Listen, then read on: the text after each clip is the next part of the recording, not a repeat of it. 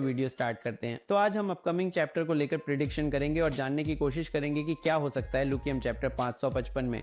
और जैसा कि हम सभी जानते हैं, लेटेस्ट चैप्टर की स्टार्टिंग में हमें जैक का एनकाउंटर दिखाते गीते से, जहां इससे पहले कि वो वन साइड फाइट शुरू होती वहां जेम्स ली ने पुलिस भेज दी थी ताकि गीते उसके प्लान्स की वॉट ना लगाए। और इसे देखकर गीते भी थोड़ा सा एंग्री लगा था, लेकिन जाहिर है जेम्स ली और गीते दोनों को एक दूसरे की जरूरत है, तो इसीलिए ये दोनों ज्यादा आगे बातचीत नहीं बढ़ाते और गीते वापस आ जाता है। और यही कारण था कि जिनलिंग जीवित रह सका और अभी भी उसकी स्थिति बहुत गंभीर है। लेकिन अगर पीटीजे ने उसे अब तक बचा रखा है तो इसका मतलब आगे चलकर कुछ तो वह करेगा, और यही तो कारण भी था जैक का बुसान आने का, क्योंकि वह जानना चाहता था कि वह आखिर और भी ज्यादा ताकतवर कैसे बने। लेकिन जाहिर है कि गीते ने उसका प्लान खराब कर दिया, और मेरी भविष्यवाणी भी यही है कि अगले चैप्टर में हमें जिनलिंग उठता हुआ नहीं दिखेगा। कुछ समय के लिए पीटीजे जिन्हें को कोमा में ही रहने देगा, लैग जैसे गन प्रिजन में है। जैसे ही जिनलिंग होश में आएगा वो जेक और डेनियल दोनों को ही ट्रेनिंग देगा, क्योंकि बिग डेनियल का कोई भी टीचर नहीं है, ना ही वो अभी तक उस पाठ पर चला है। तो शायद जिनलिंग के होते हुए वो कुछ इन्वेंट कर ले जिससे उसे भविष्य में,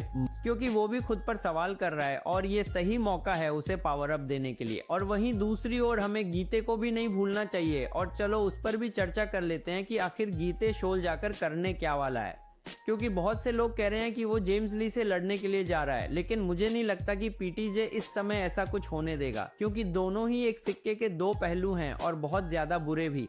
तो उन्हें एक दूसरे से फाइट करवाना एकदम वेस्ट होगा, और इसीलिए आई थिंक वो अपने फ्यूचर प्लान्स को लेकर फाइनल डिस्कशन करने के लिए जा रहा होगा जेम्स ली के पास, और इसके बाद दोनों के रास्ते अलग हो जाएंगे। एंड नाउ अब मैं एक ऐसी खतरनाक प्रिडिक्शन करने जा रहा हूँ जिसे सुनकर आपके बरकचे उड़ सकते हैं। और वैसे तो ये प्रिडिक्शन थ्योरी बहुत कम ही लगती है, लेकिन ये वाली बहुत महत्वपूर्ण है, और अगर ध्यान से सुनोगे तो तुम्हें भी एहसास होगा कि ये कितना बड़ा धमाका बन सकता है पीटीजे की तरफ से। तो मेरे अनुसार जेम्स ली ने जो आखिरी चैप्टर के क्लाइमैक्स में प्रेस कॉन्फ्रेंस रखी थी और कुछ बड़ा अनाउंस करने जा रहा था, वो और कुछ नहीं बल्कि डेनियल को नकली एक्सपोज करेगा दुनिया के सामने। और ऐसा नहीं है कि वो उसकी दो शरीर के राज को खोल देगा, क्योंकि जेम्स ली अगर उसे खुद डेनियल चाहिए तो वो दुनिया को ऐसी बात नहीं बताएगा। और वैसे भी 2 या 3 लोग होंगे पूरे पीटीजे यूनिवर्स में जो ये सीक्रेट जानते होंगे। तो जेम्स ली इतना बड़ा गधा नहीं है कि वो ये रिवील करेगा, बट ये बंदा एक्सपोज करेगा डेनियल को अपनी जेम्स ली वाली आइडेंटिटी देकर। और मुझे पता है आपको ठीक से समझ नहीं आई होगी, तो चिंता मत करो, डिटेल से बताता हूँ।